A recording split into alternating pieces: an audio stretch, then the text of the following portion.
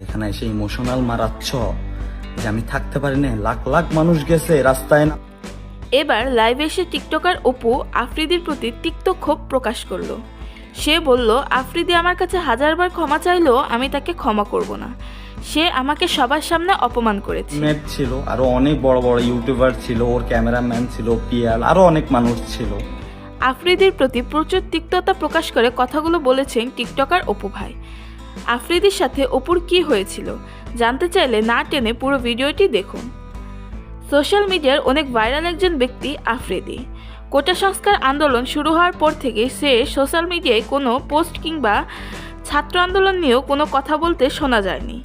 আর তাই আফ্রিদির অফিস, গাড়ি, হাসপাতাল, টিভি চ্যানেল পর্যন্ত ভেঙে চুরমার করে দেওয়া হয়েছে।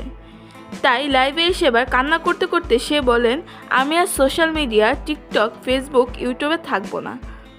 তবে এবার দর্শকরা তার বিদায়ে কষ্ট পাননি। দর্শকদের ধারণা হয়ে গেছে আফ্রিদি নিজ স্বার্থের জন্য সব করে। এসব লাইভ দেখে এবার ক্ষেপে গেছেন টিকটকার অপু। এখানে এসে ইমোশনাল মারাচ্ছ।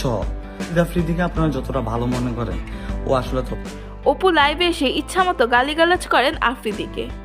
আরও বলেন, সে আমাকে তার বাসায় নিয়ে সকলের সামনে অপমান করেছিল। সবার সামনে আমাকে 5,000 টাকা, ভিক্ষুকের মতো 5,000 টাকা আমাকে আমার হাতে দিছে। আমি তার কাছে কাজের জন্য সাহায্য চাওয়াতে ভিক্ষুকের মতো 5,000 টাকা দিয়ে সবার সামনে অপমান করে আমাকে। এখন এই 5,000 টাকা আমার কাছে কিছুই না, কিন্তু তার অপমানটি আমার মনে রয়েছে। অপু আরও বলেন, আফ্রিদি তো একটা ছোট লোক। মিজানুর রহমান আজারি একদিন একটা কথা বলছিল, যদি আপনি কারোর সাথে অন্যায় করেন, ওই অন্যায়ের মাসুল আপনাকে দিয়ে তারপরে আপনাকে মরতে হবে। মিজানুর রহমান আজহারি যে বলেছিল সবাইকে তার অন্যায়ের মাসুল দিয়ে মরতে হবে, সে সময় আফ্রিদি চলে এসেছে।